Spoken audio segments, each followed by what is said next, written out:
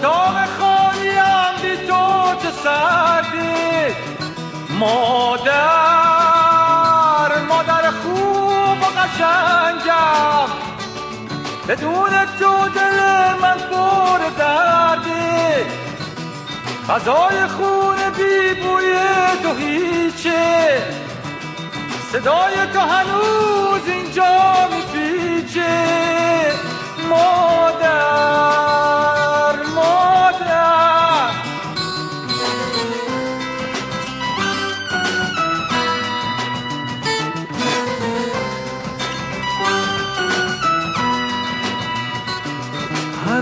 هنوزم تو دلم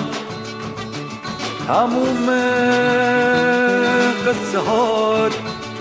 جوونه خالصوز که دیگه شعر آشتی مثل قدیما نمیخونه